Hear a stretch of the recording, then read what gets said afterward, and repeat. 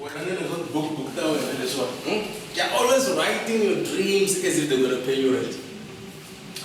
Yeah, one day is Wednesday.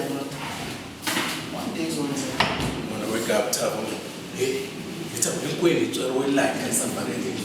Everyone is suffering here, bro. Fethu, come on. Not wonke umuntu. Abanye abantu fethu kumele belwe mfisi ukuze bethole lokho abakufunayo. Manje usebenza kanzima fethu kulomhlaba. Therefore, awuna mali, awuna connection, no opportunity. Fethu, come on, ndoda. Into moyifuna mfethu ukulwa ngokholo, uphinde usebenze kanzima ukuze uyithole. So that doesn't feel anybody. Mfethu, yazi ukuba negative kwethu ngeke usisize ngalutho. I'm just telling you the truth and that's all, bro. Fethu kahle why ndoda ubulala amaphupho ami akafezeki nokufezeka? What do you want to achieve kahle? You know what I hate about dreams? I'm already disappointed about it. Fethu ukhuluma ngani?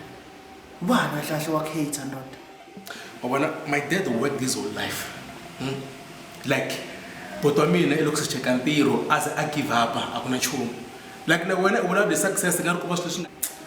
Fethu ngiyayizwa ipheni yakho ndoda.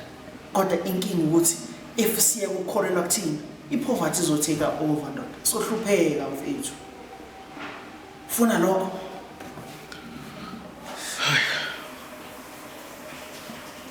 Hayi mina mfethu ngiyala mfethu ukuthi ngazi ngife mfethu ngingazamile. Mfethu noma ngingafeyila noma ngawa, but at least ngizobe ngenze something then uhlala nje la estradini ngingenzi lutho. What if you fail? If I fail mfethu ngizophinde ngivuke futhi ngizame. Hayi into engizoyenza.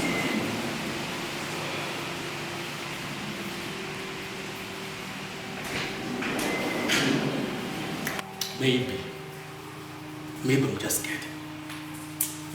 Come on, fine. So wabili ndoda sithule. Kodwa abangani kumele bebambisane mfo. Hayi ukuthi beyithini lesibuyisela emuva. Okay, so what's your big dream? Fine. Wona mangitshela ngephupho lami ndoda.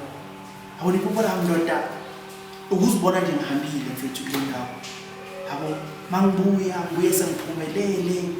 Like senginawo yonke into ongayicabanga mfethu. I think now yonto efisayo le ukuzibona uphumelele uphumile endaweni efana nale. I don't know.